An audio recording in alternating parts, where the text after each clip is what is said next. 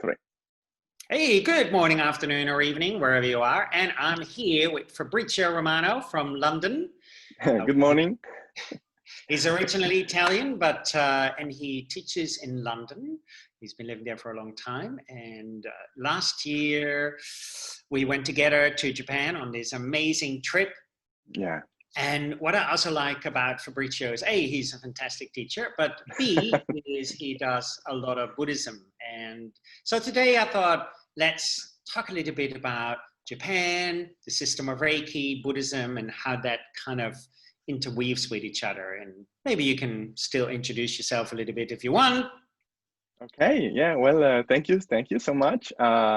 My name is Fabrizio. I'm the director of the International School of Usui Reiki, which is a school that I opened last year. And the aim is to teach Reiki in London, mostly the Japanese lineage, as well as a bit more modern to help people get into hospitals and hospices and stuff. Mostly now, due to the lockdown, we've been doing online things, but hopefully after the summer the courses will be back, and yeah, I'm really looking forward to that, and really looking forward to having this chat with you today. Yeah, that's good. Yeah, me too. Me too. Yeah, I always like hanging out with Fabrizio, and sometimes I'm in the UK, I hang out, or he comes here or to Japan. So for me, Japan was really wonderful last year, Fabrizio. And what I really liked about that, we actually went to some Buddhist teachers and we received some teaching, we heard them chanting, we received kaji, like a reiju, like blessing. We saw the goma rituals, etc.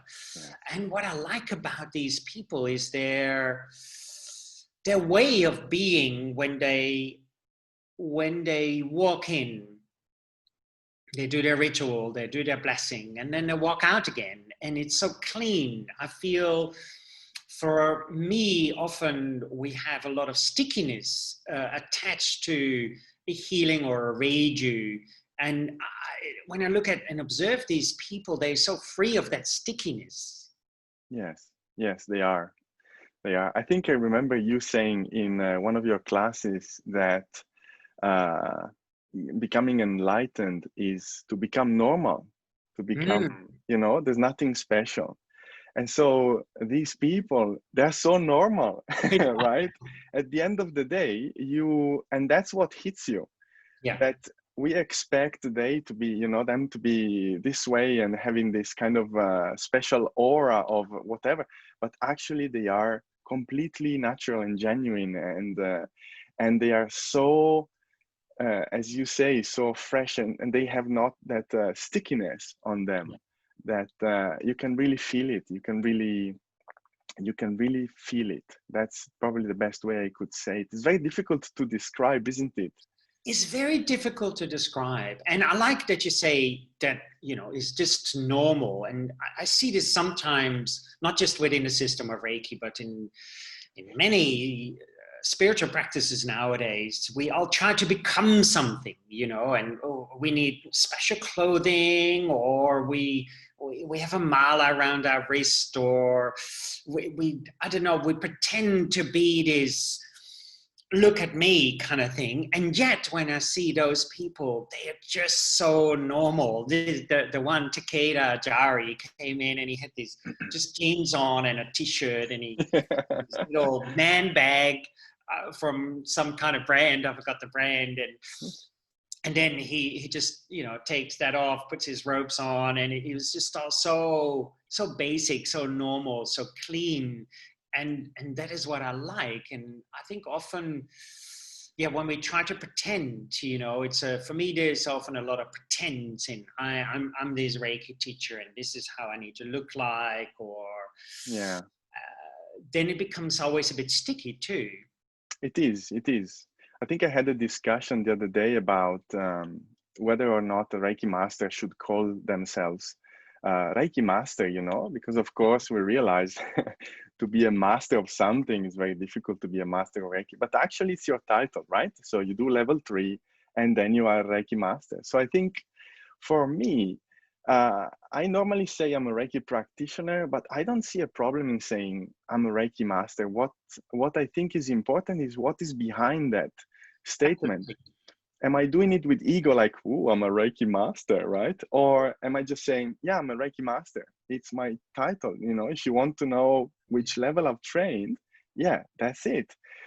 But it's not something that defines me as a person or as what I am or who I am. I think that's like how you wear the mala, how you say what you've done, how you do all these things is the key. The difference makes all the difference. Yeah, and unfortunately, I 150% agree with you. But unfortunately, nowadays, a lot of people find that difficult because we only look at the surface meaning of many things, and we find it very difficult to look at the inner meaning of things. You know, we see so many things on the surface meaning, and then we see a person who have shaved their hair and, oh, sorry, no, but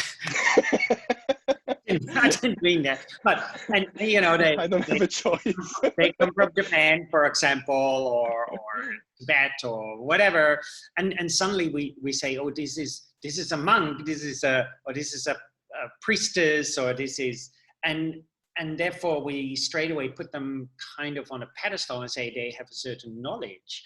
But even in India, for example, now there's a lot of false gurus. They wear all the paraphernalia, and yet,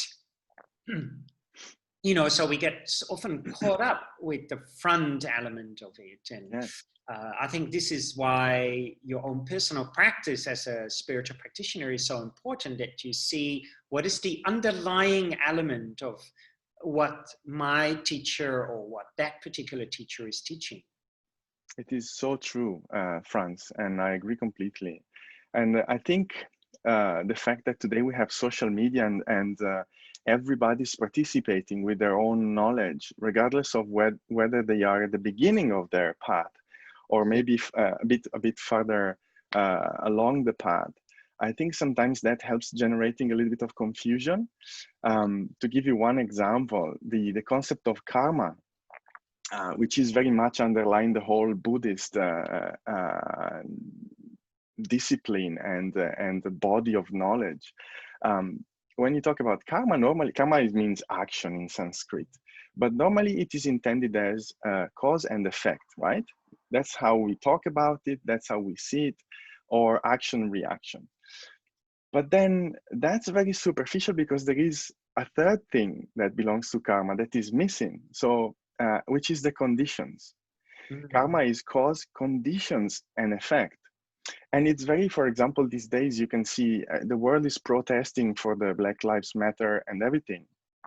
So if I go with a $20 counterfeit bill to try and buy something, I'm not gonna get killed. No. So, but unfortunately, George Floyd did. So same action, completely different effect, completely different reaction, because what's missing is the conditions, the context around that action. And so there's a lot of, you know, people talking about karma, but we really have to investigate what this stuff is. And for example, why do we need wisdom? Is to understand these conditions, is to understand. So all that, and it's very true. Unfortunately, sometimes I can see some people or some students, they still haven't kind of like dug a bit deeper to understand that.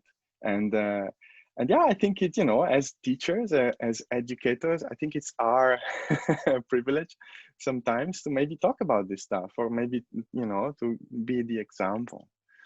Yeah, and what I like about, you know, you mentioned karma in the precepts, and often not talked about, is also the word karma. We have a gyo o hakame, often translated as work hard or practice diligently, but the word gyo in Japanese can also, for example, mean pure experience or karma. And so, yes, what is this, you know, and how does that relate to you? And, you know, it's a very interesting element. This story comes to mind. I was waiting for my son some years ago, still living in Australia, and I was waiting in a cafe. He was coming with a friend.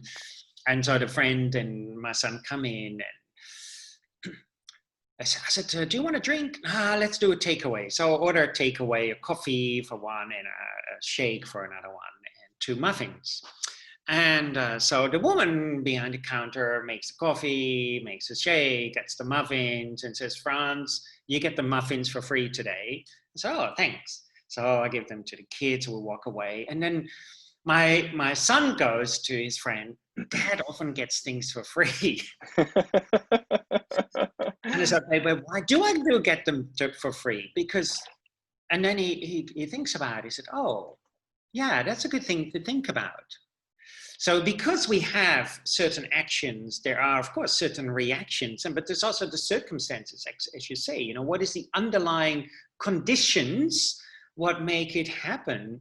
And, you know, we can say something, but it really depends also what is the underlying conditions, how we say it, you know, and or we can put a picture on Facebook and one person might be offended by it and the other person not, but it really depends on what is the underlying conditions behind it. Definitely. And this makes it tricky, and that makes it that we have, as a practitioner, we have to not just stay on the shallow level, on the superficial level, but actually really dig into the inner level. It is. I remember I've been a Buddhist for a long time, so karma is something I've been thinking about and meditating about for a long time. I remember someone getting really angry on Facebook because there was this article about people abandoning their pets on the highway, which is something that unfortunately happens quite often in summer. And someone said that they were rejoicing of the fact that this person was accumulating bad karma for themselves by doing that. And there is so much, you know, to explain, because first of all, the pet also has their own karma. Absolutely. And that's how they are experiencing the effect of the seed they planted. Whether it is in this life, probably not, because they are lovely, but maybe in a previous life. But also, if you truly understand karma, and even if you understand what goes around comes around, if you're rejoicing for someone's suffering, guess what is going to come back to you? Absolutely. Right? So you can really see it, even if you don't study that much. You know, you don't have to dip your nose into books all of your life, but just for a moment, pause. And I think the whole meditation and Reiki practice, the fact that there is so much to practice and to quiet our mind, it's really helpful, because it gives you that moment of calmness when you read these things, not to get immediately engaged into, oh yeah, they are right, or oh yeah, they are wrong. It's just kind of like taking a deep breath and saying, wait a second, what's going on here? Because, you know, so I think the whole spiritual practice, if we want to call Reiki a spiritual practice or personal development practice, it's very well crafted, because you have these many tools and they all contribute in a way for you to see more and more, understand more and more, and dig more and more and more, so that your life changes as an outcome. Yes, yeah, absolutely. And I think this is also why, for example, the word okuden means inner or hidden teachings, you know, and is not something what is hidden in a box or in a cupboard there. It's finding what is hidden inside of you. So we're not staying on that superficial level and actually delving in. What is that cause and effect, you know, and how does that work for me? And as you say, you know, the animal also has, you know, all of these are puzzle pieces I see falling into place, but we have to have a look at it. And if we only look at this one individual puzzle piece, we don't see the whole picture. Yes, definitely. It's tricky. It's very tricky. But in the same way, Fabrizio, you know, when we received kaji from these teachers, is in a way the same thing, you know, because ultimately we can say it's a ripening of that karma or of that experience, that at that moment we can receive these teachings. And yet at that same time, if I'm sitting there going, oh, he's going to do it for me, and then it's going to happen. At the same time, there's still so much underlaying there, what we also need to be aware of. Yes. Yes. I think this is why it's so important to have a teacher, regardless of where you are on your path, because the day you think that you're done working on your ego is the day you're you know, that day doesn't come. It's always constant work. And when you start on this path, you chop away the more coarse layers of this ego, but then the difficult part starts to remove the subtle layers, or to become aware of them. And I think having a good teacher, that's what you want a good teacher for. The teacher is there to show you these very difficult, subtle aspects of your ego that sometimes it's almost impossible to see them by ourselves, because we're so conditioned by our knowledge, by our status, by what we think, our culture, how we've been, you know, brought up by our parents. Sometimes you really need someone that is not you, completely different, that does the equivalent of this. And you go like, oh, I never thought about this. You're right.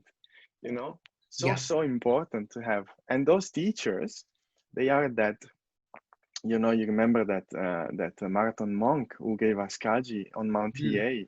Yeah. That man is considered a living Buddha. That receiving that Kaji is also a way of receiving, again, purification, so that you might have that glimpse, that moment of clarity in your mind, so that you move forward on your path, right? Yeah, absolutely. And I see it always like, if I drop some wine here on this nice white shirt and then I wash it and it looks like it's gone. But if I put a bright light on it and a magnifying glass, I still see that there's traces of this stain. Yes. And this is, you know, often I see a lot, and I hear a lot too. People say, I've been practicing for so long, and then this shit happens and now I can't practice. What the hell is going on? I thought I dealt with it.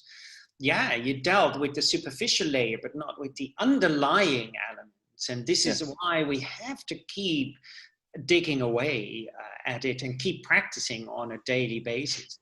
I read something the other day. It was on a forum, and they were discussing someone who does a lot of research in the system of Reiki, and that they actually told them that, oh, I'm not really practicing, I only do research, like historical, intellectual research. What is great, of course, but that doesn't really remove the stains. You know, we have to sit on our butt and do really our daily practice with chanting the mantras, internalizing the symbols, Joshin Koki Hoda meditation practices, hands-on healing, Reiju as a form of purification and meditation, working with the precepts, not just reciting it once or twice is not enough, but really integrating it into our whole being. And that for me is where the juice lies. And when you go to those temples, you can really see that. You see these priests or these priestesses, they're so normal, and yet you know that every action they do is a form of practice. Yes. And this is actually very interesting, a concept that I was giving meditation workshop at the office, because like years ago, because everybody's so stressed nowadays, especially in London, very, you know, hectic life. And so I was like, maybe I can offer meditation, and few people came.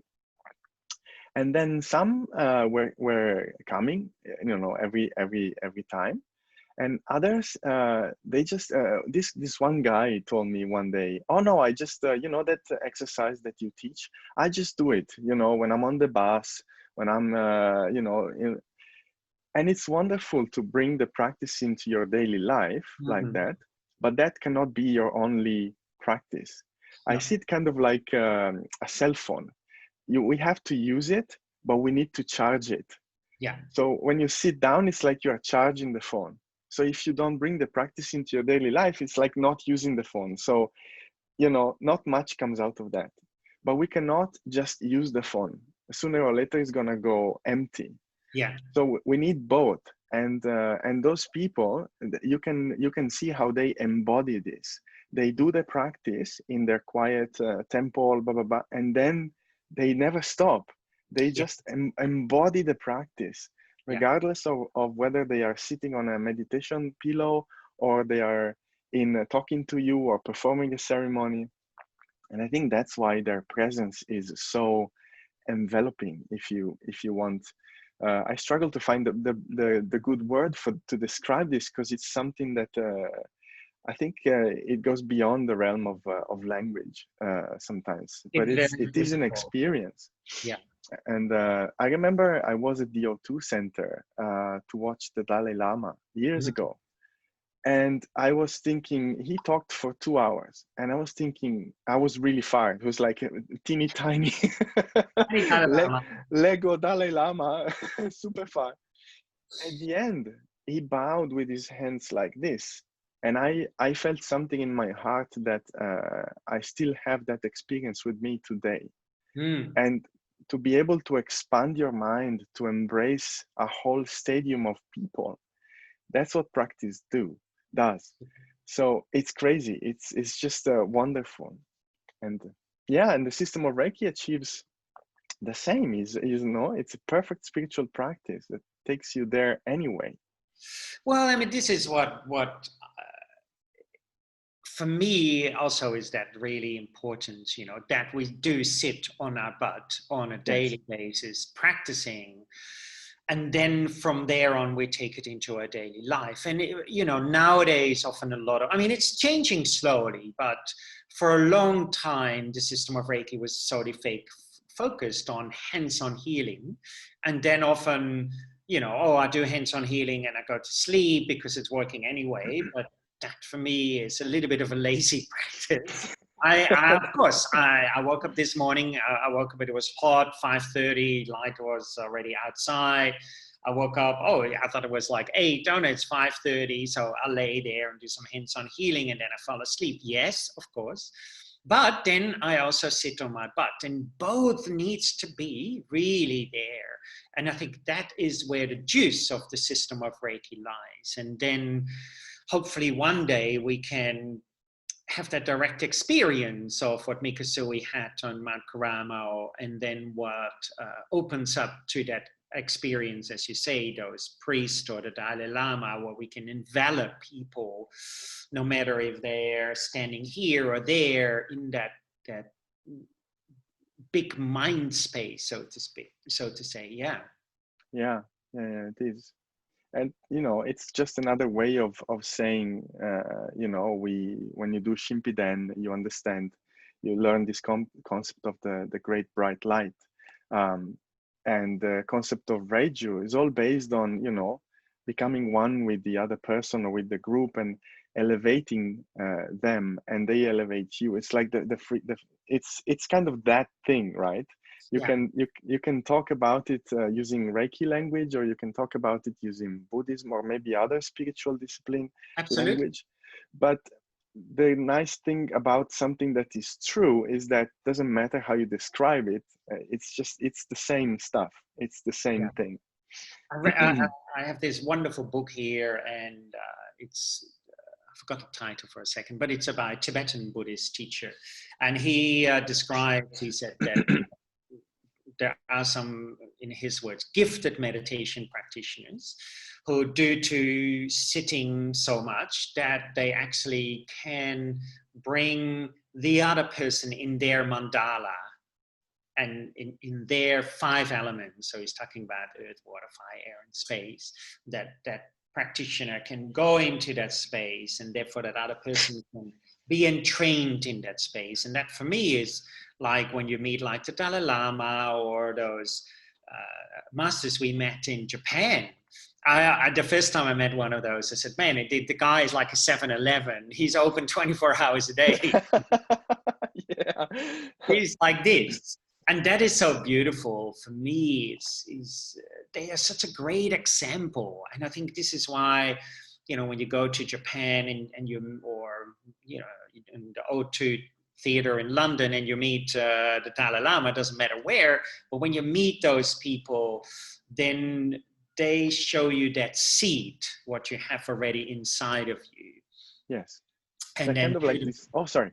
yeah, and then through the practice, we can water that seed and it can come one day to fruition. Yes, definitely. Definitely. They're kind of like beacons of light.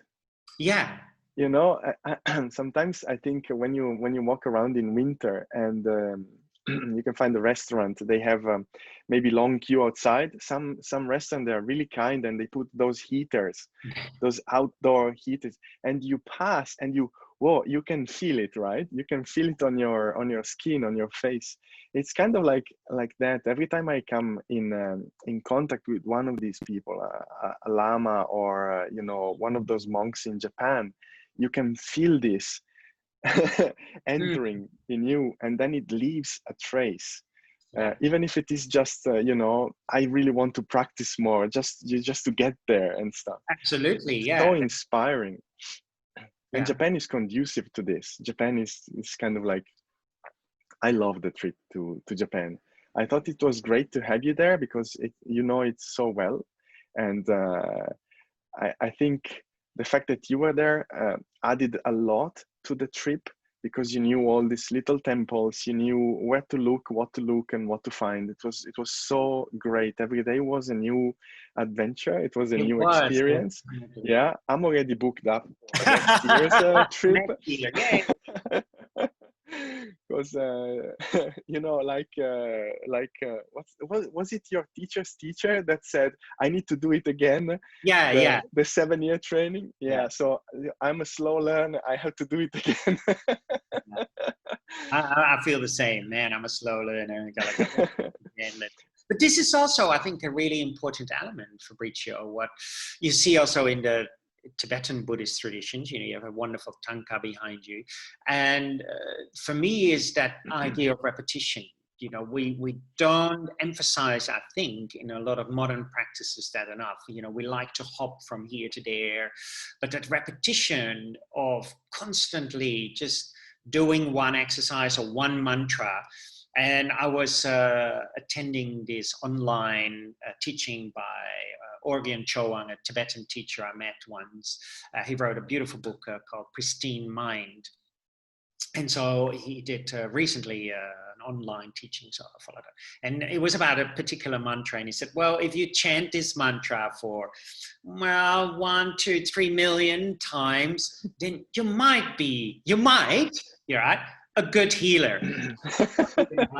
This is, I think we see the system of Reiki, so we have simplified it so much that, you know, we only see again that surface layer. But when we practice the precept, maybe we chant it for 3 million times, man, we have a whole different idea about what the system of Reiki is about. Completely. And you were mentioning Tibetan Buddhism, and Tibetan Buddhism is mostly 4 schools. Yeah. And they are said to come out of 4 major disciples of the Buddha, and they all have a set of common preliminary practices that you do, and then they have the special practices. And the special practices, it's 4 things that you do, and you have to do each of them 111,000 times. Yeah. Right. And when I asked my Lama why so many prostrations, so many repetition of mantra, so many, it's the offering, and then you do the Guru Yoga. His answer was, because if you do so many, there is a good chance that you do one correctly. And he's totally right. Can we ever say that I have been performing a prostration while having the visualization of the refuge tree, while chanting properly, and my mind was there, my body was there, my whole spirit was there? It's so difficult. So yeah, you repeat and you repeat and you repeat. And unfortunately, I think our culture, the way I was brought up in the West, you don't learn how the mind works. You don't learn how your spirit or your soul or your inside, call it as you want, you don't learn how it works. Yeah. And I have a little example of something that happened to me. We normally sit down like business. We sit down because I want to work on my compassion, or I want to work on this, I want to work on that. And that's not how we should sit down. We No. should sit down completely open to whatever happens, because we don't know what has to come up. So if you're not open, and if you want something else to come up, you're just preventing the experience from unfolding the way it's supposed to be. So one day I was doing meditating for a few years, for quite some time every day. And one day I'm sitting down in meditation, simply trying to be aware of my breath, nothing to do. And all of a sudden I have an experience, and it was like I went back into the womb. And for me, that was an epiphany moment, because I realized why, for all my life, the people who drink the tea and they produce a noise, that noise, it really got, I clenched my stomach, and I didn't know why. And that day I went back into the womb, and I realized I was born with 3 rounds of umbilical cord around my neck. So I was almost choked to death during childhood. And I realized that's why. Yeah. That is why when I hear something connected to the breath that reminds me of that struggle, I have this reaction. And all of a sudden I was free of that problem. It's still not sound that I like to hear, but now I don't go crazy. But I would have never sat down in meditation thinking, you know what I'm gonna fix today? I'm gonna fix I'm gonna fix people who drink tea and produce a loud noise. You never do that, right? No. But from that day on, I know myself a little bit better. And I think this is why repetition has to be done also in the right way. So you repeat, and you repeat, but you're completely open to what has to happen, what has to come. Yeah. And this is something I've seen you teach many, many times, which is why I keep coming back to your teaching, because I agree with that. Yeah, I find it also so important, because, I suffered as a kid from lower back problems a lot, from about 16 till about 30.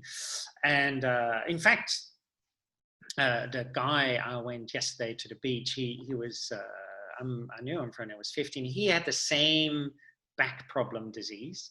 And so we talked about it a bit yesterday. But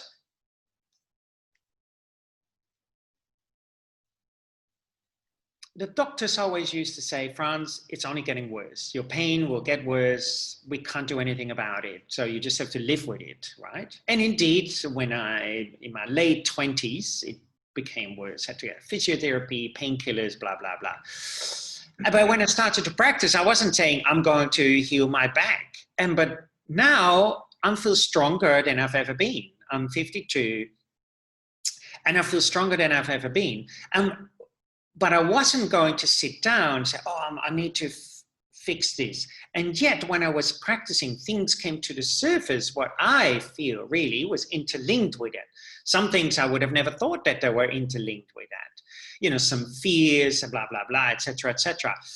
And I think this is often the key point, as you pointed out, to be really wide open and just set that intent, whatever happens, happens. And this is what I like in Japan. You just practice. Shut up and just practice. But I think also this is very much not taught in a lot of modern Reiki practices, because we say, well, you just do the attunement and voila, that's it. All you have to do is focus on yourself, and you can even watch TV or chat. But we see already in the precepts, it talks about Shinshin, mind and body. It's that mind and body, and the mind. And if we look at the precepts, it's all about the mind. Yeah. So the mind is so important. And I think this is really where a key point of the system of Reiki is about the mindset we have when we practice, the mindset we have when we do hands-on healing, the mindset we have when we do the meditation practice, the mindset we do and have when we chant the mantras, and the mindset we have in our daily life. It is so important. And unfortunately, it goes a little bit against the trend of today, because I've seen Reiki websites where if you sign up for this online Reiki training, you're gonna heal your problems in 3 weeks. What? we can't make any guarantees. I don't know where you are. And then there is a teeny tiny asterisk, and then you go to the bottom of the page and there was written results may vary. That is so I was laughing, for lack of a better reaction. Yeah. But I think nowadays when you advertise yourself, it's very common to you want to tell your potential students, your potential clients, this is what you're going to achieve. Yeah. And we are so used to this that when a genuine teacher says, come and do this practice with me, and they lack that you're going to get amazing part of, the advertisement. When they lack this, then it's more difficult to get people to come. So it's a little bit of a paradox of this moment in time and this culture that the genuine people are really struggling to find students, and the people who are not so genuine and they are still a little bit confused, they get more students. So I think it's really good that people like you and other genuine teachers I know are out there constantly generous with their time to explain and to be an example in this way, because it's the only way to have some hope. Well, I think it's a tricky one, and particularly now, with this coronavirus and people not, cannot do their classes or treatments, etc. This is really interesting where these things come up. And then for me, you can really see if that person is doing it for commercial reasons, the way they package it and the way they wrap it, it might not look like it, but for me is really obvious to say this person has been teaching just for commercial reasons. It's not really trying to help you to empower yourself. And of course, we all need to earn something, but it's this very fine line, I think, as a teacher and practitioner, you need to walk. But this is so wonderful, again, when you talk to these Tibetan Lamas. So I lived in India for 2 years and for 1 year in a very Tibetan community. And when you go to Japan, those teachers are not doing it for financial gain, and you can see this. They do it out of genuine compassion. And this is also, I think, a very interesting element that here in these modern times, we think compassion is kindness, is just being always kind. But for them, compassion sometimes can be ruthless, can be really pushing you, putting you on the spot, shaking you up, because it's only through that you can really find your own inner power. Is not always going, oh, like this, is actually being very direct sometimes. What might hurt, what might feel for moderns, oh, the teacher is attacking me, or is not. The teacher is doing it out of compassion. And I have a wonderful example, what just happened yesterday. So some years ago, it was in 2012 for the first time I went to Japan to train with this teacher, and I'm vegetarian at that time. And so at the third day, you have to hear the story, he serves raw fish. Okay, I eat it. And after that, he gives a teaching why, etc., etc., etc. So yesterday, I go to the beach with an old friend, and it was super, super busy. And couldn't find a park. Finally, we found a park, not where we wanted to go. So we had to go to another beach club. It's these things. And so a lot of the food was sold out also. I think they're struggling to find a balance with the coronavirus and stuff.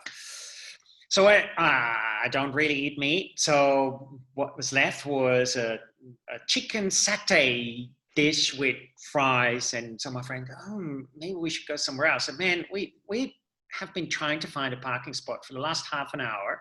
We can go try to find another one for another half an hour. Who knows what they have to eat there? I eat, don't worry, I eat the chicken with, and he goes, really? It's okay. For today, it's okay. And for me, is that really firm and flexible. Mm-hmm. Sometimes we have to be really firm and sometimes we have to be flexible. And at that moment, it's okay.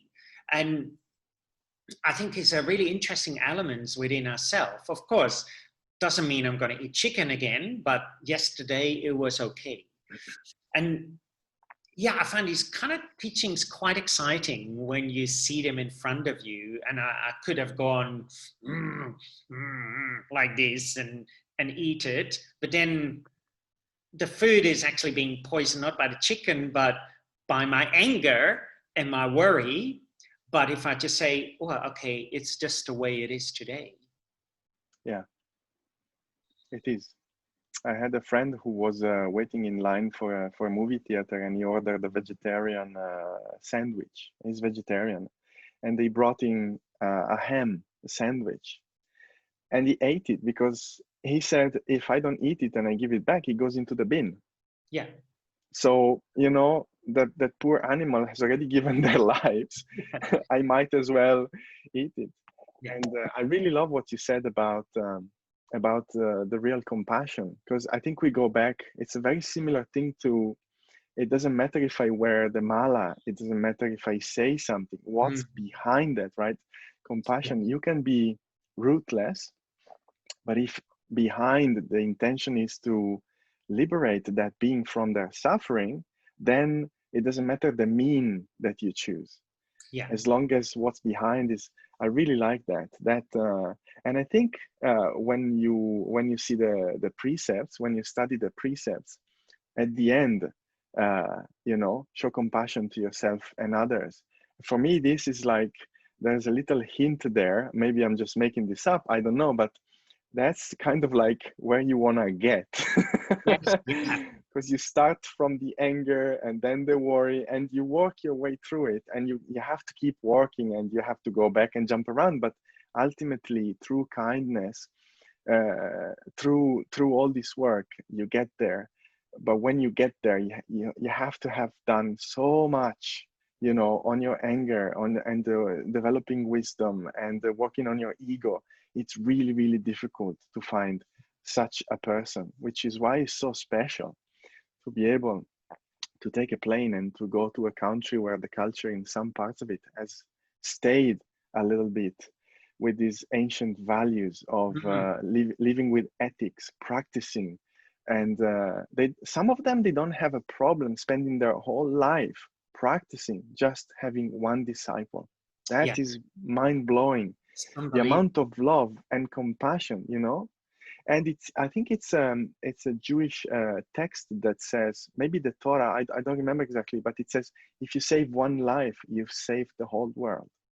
Yeah, I've read this somewhere as well. Yeah, and I've heard some Tibetan Buddhists saying this too. Yeah, it's better to actually save one life and work with one student who is really willing than to work with 1,000 people who are ignorant and not really taking on the teachings. Yes. And yes. you know, is for me is really interesting. And I think this is also about a genuine teacher, you know, and again, it's that boundary or that fine line of commercialism and really a genuine teacher.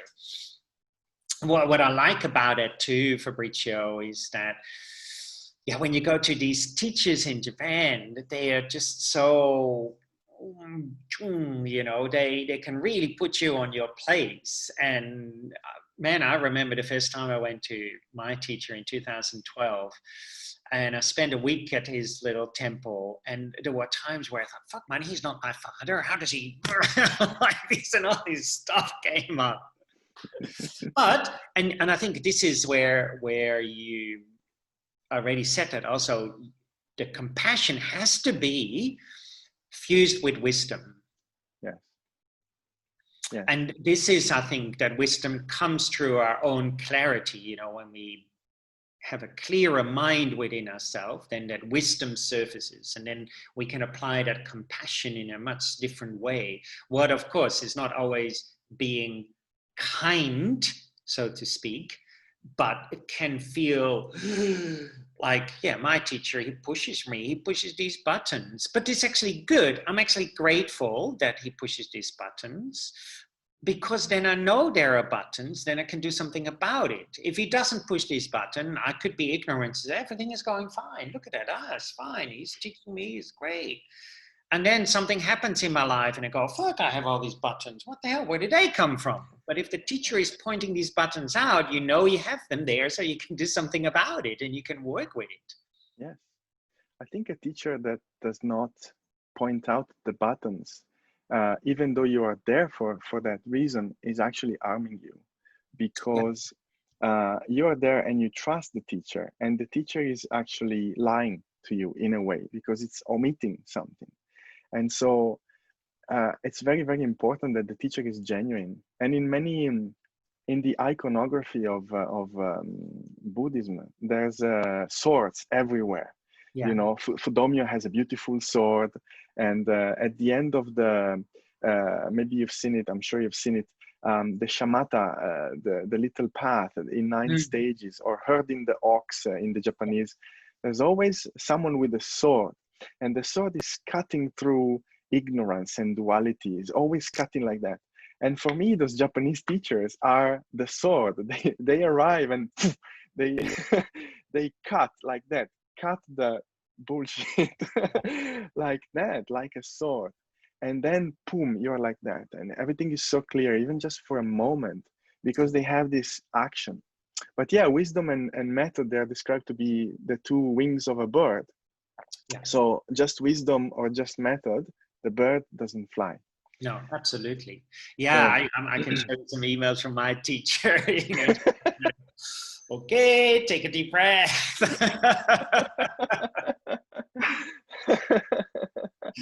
And it's like, well, then you know, then I'm like, oh, I need to write or ask this, and then he sends these funny things back, and it's just quite hilarious. But I quite like it, you know. For me, it's I'm actually very grateful because he is pointing my ignorance out, and this is the beauty, you know. And for me, the system of Reiki is not a wishy-washy thing, you know, where we just, you know, don't get me wrong, everybody, but where we just do some hands-on healing and go to sleep. Yes, it's wonderful, don't get me wrong. But for me, the system of Reiki is, you know, Mikasui sat on Mount Karama for 21 days. He wasn't playing ping pong there or going camping. He was actually doing some serious practice. And, you know, if we want to really have that direct experience, what Mikasui was having, this great bright light, what he pointed out with the Reiki 3 symbol and mantra, and, you know, then, or what he pointed out with the precepts, very simple, you know, the precepts for me are actually a pointer to that awakening. You know, when we are in that awakened state, no more anger, no more worry, no more fear, being grateful, being true to awareness, being compassionate, then, man, that is a lifelong practice. It's not wishy-washy. We have to cut through the bullshit. We do. And I think you did this before, like, and you said it's like pieces of the puzzle, right? I think until you don't get off the pedestal and start considering yourself as a human being with flaws and issues and buttons, there's no way you can talk about oneness. There's no way you can be someone who sees other people the same as you are. Yeah. And also there's no way you can be compassionate, because compassion arises naturally when you realize we're the same, we have the same suffering, we have the same issues and stuff. So if you think that you are done and that you know and that you are a master like that, then there's always going to be that little layer of separation that prevents you from actually going on to, you know, in your own development. It's I love this because the system of Reiki, I find so much in it that I found in the Buddhist tradition and in other traditions. And it's like this this little castle, and it's been attacked from armies all around. This is your ego, and there is methods and techniques and situations, and sooner or later something is going to make a breach into that. But it's something that is different for all people.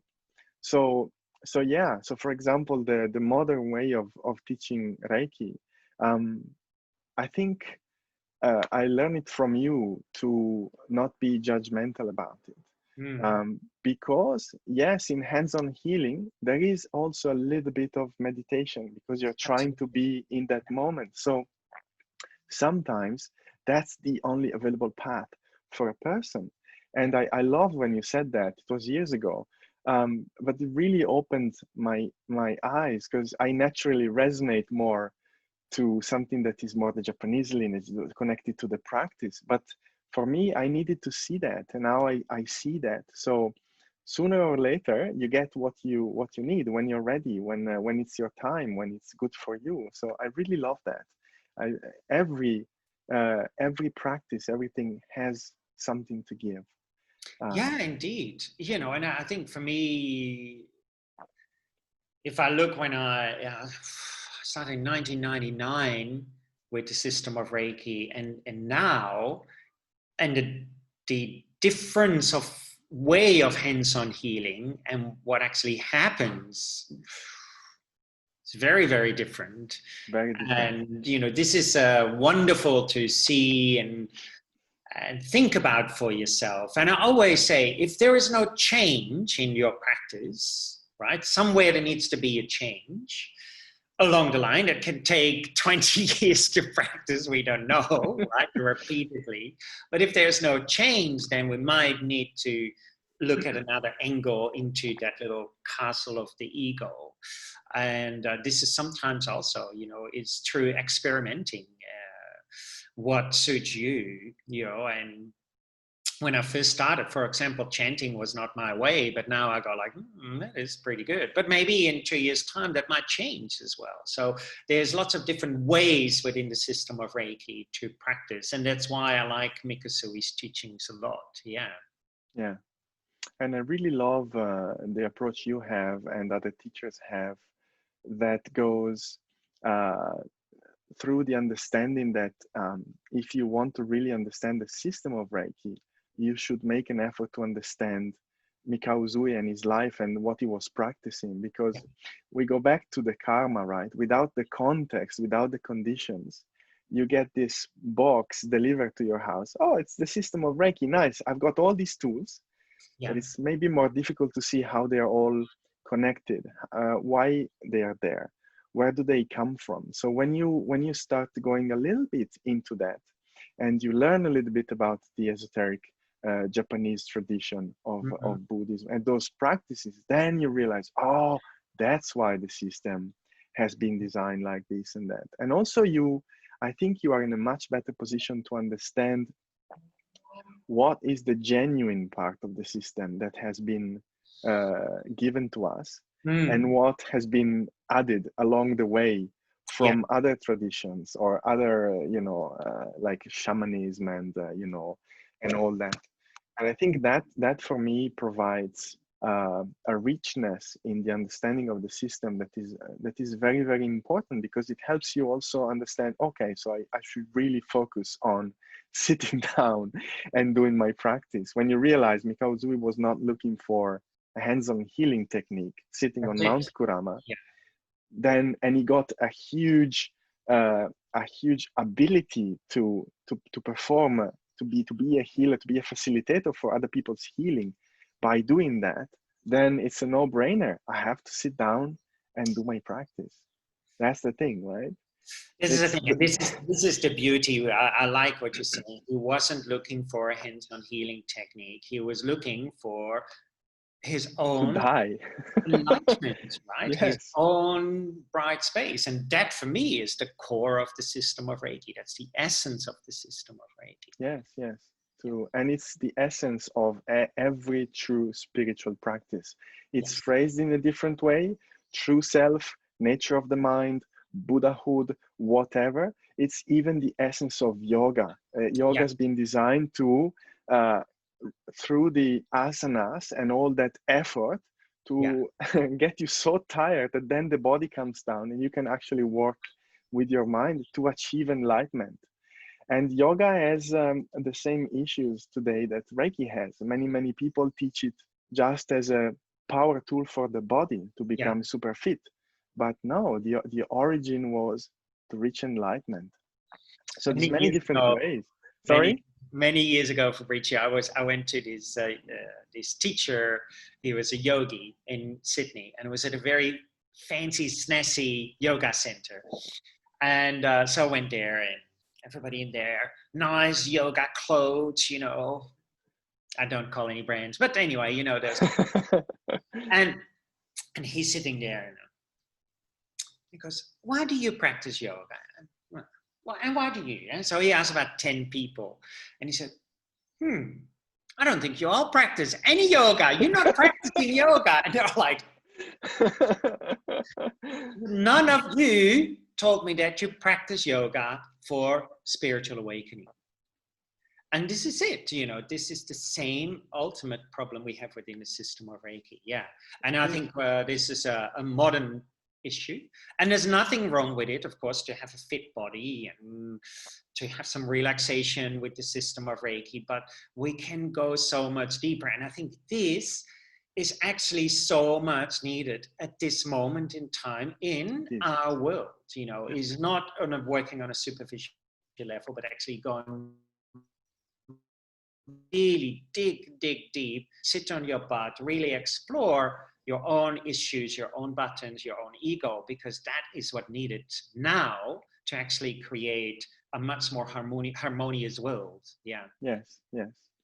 And it's difficult. I've noticed for now 50 or 60 or even more years, you can find that spiritual teacher of the caliber of Kalu Rinpoche or Karmapa or other teachers, when they talk to people in the West, oftentimes they suggest, forget about being a Buddhist, forget about having the label, just be kind.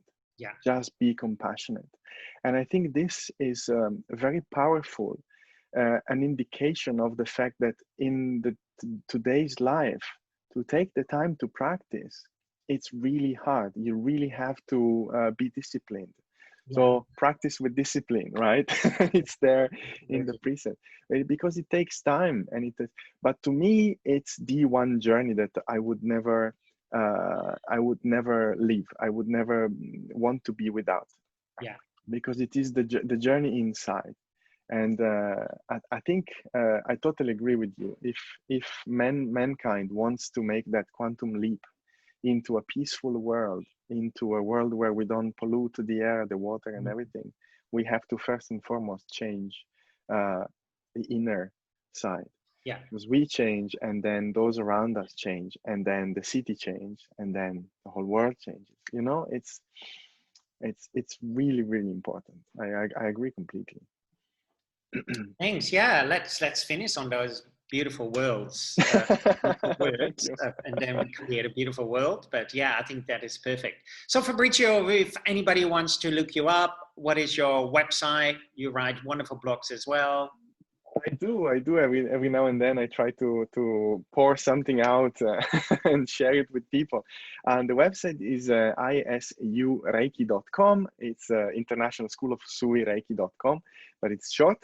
And we also have a Facebook page, and we have our events. There's a lot of free stuff there. Also, we have a shop where you can purchase lessons and workshops and everything. So that's where you can find me. And I'm on Facebook as well. So, you know, it's always good to make new friends in this Reiki world. Yeah. So, yeah. Well, thanks so much, Fabrizio. And thank you. I loved it. Thank you. See you another time. This was fantastic. Thanks. Thank you. Thank you so much. Have a wonderful day. Bye-bye.